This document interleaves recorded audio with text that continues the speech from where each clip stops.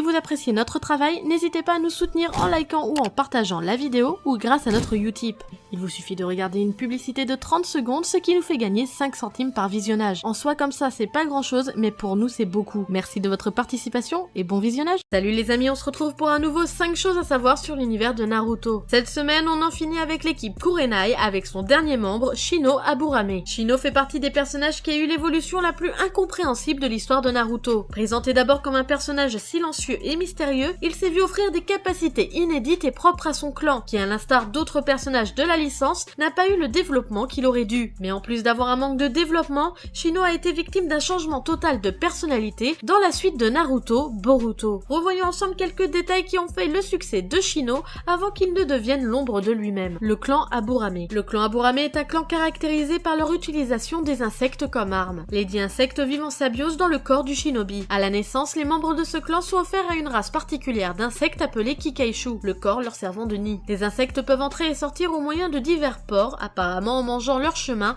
à travers la peau. Ils se nourrissent de chakra qui est comme une source de nourriture, les rendant tout à fait mortels. La relation entre le shinobi et les insectes est mutuellement bénéfique. Les insectes permettent aux ninjas de faire des techniques en les utilisant. Les insectes ont plusieurs utilités. Un insecte femelle peut être laissé sur une cible, qui peut ensuite être suivi par l'odeur par un insecte mâle de la même espèce. Ou les insectes peuvent être envoyés espionner ou vérifier dans les parages s'il n'y a pas d'ennemis. Pour cette raison, les membres du clan Aburame sont des spécialistes de l'espionnage. Ils peuvent communiquer avec leurs insectes et leurs insectes se spécialisent dans la discrétion, car ils ne font pas de bruit ou de mouvement pendant le combat. En plus de ça, ils peuvent utiliser les insectes durant une bataille. Ils étaient concurrents du clan Kamizuru, les utilisateurs d'abeilles, jusqu'à ce qu'ils remportent la victoire durant une bataille. Une des caractéristiques des membres du clan Aburame est que l'ensemble de ses membres les plus connus portent des lunettes sombres qui cachent leurs yeux, ainsi que des vestes qui recouvrent une partie de leur visage, à l'exception de Torune. Les différents types d'insectes. Le clan Aburame a la particularité d'être lié aux insectes. Cela leur permet, comme on a pu le voir dans le point précédent, de maîtriser plusieurs arts ninja, tels que l'espionnage ou le pistage. Pour cela, le clan Aburame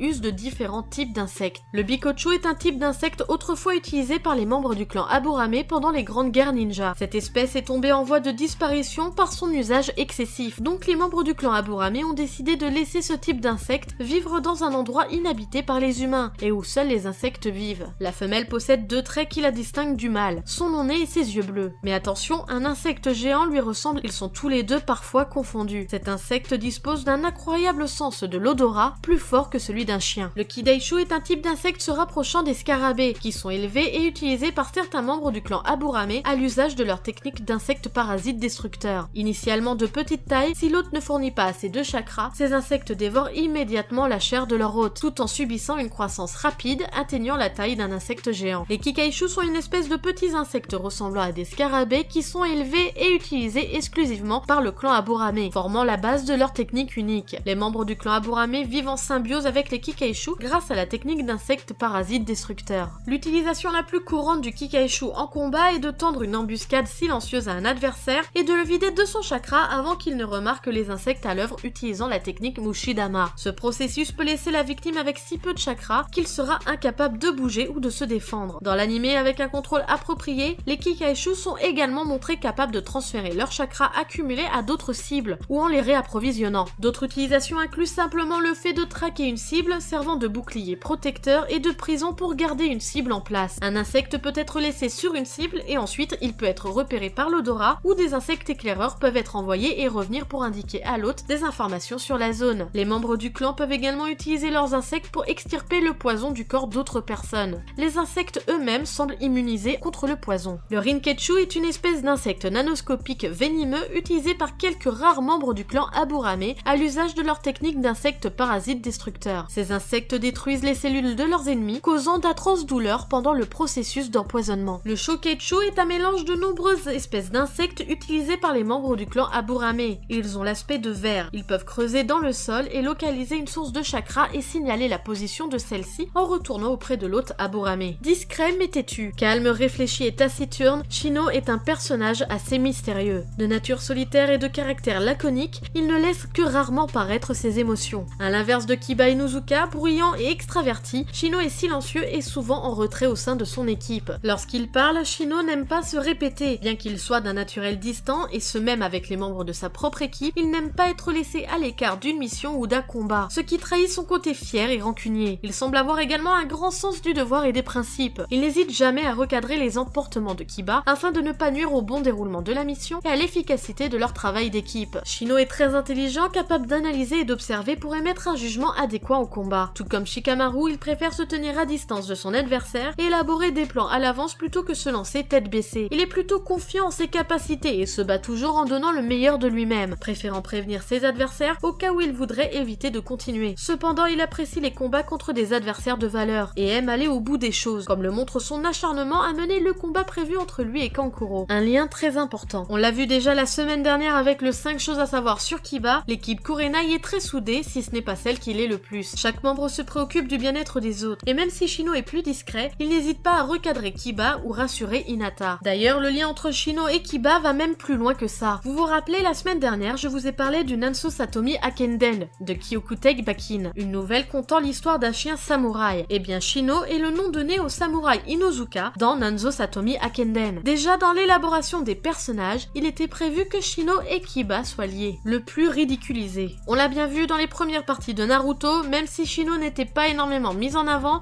il était tout de même très prometteur et classe. Alors qu'est-ce qui s'est passé? On quitte un Shino calme, ténébreux et rancunier dans Naruto pour retrouver un Shino ridicule et qui ne sait pas s'imposer face à ses élèves dans Boruto. Son développement est tellement incompréhensible qu'on a limite envie de penser que ce n'est pas du tout le même personnage. Non mais pour dire, dans un hors-série de Boruto, on retrouve Shino en train de parler et avoir de l'affection pour une peluche de Kurama. Où est passé le Shino qui ne se préoccupait que de ses insectes et allait jusqu'à leur donner des noms? Shino a été le personnage qui a le plus déçu les fans de la licence Naruto. Ce 5 choses à savoir sur Shino Aburame se termine, j'espère qu'il vous aura plu. Comme d'habitude, n'hésitez pas à me dire vos anecdotes par rapport à ce personnage par commentaire, likez, partagez la vidéo, ça me fait super plaisir comme toujours, et abonnez-vous à la chaîne si vous ne l'êtes pas. Sur ce, moi je vous laisse à la prochaine, tchuss!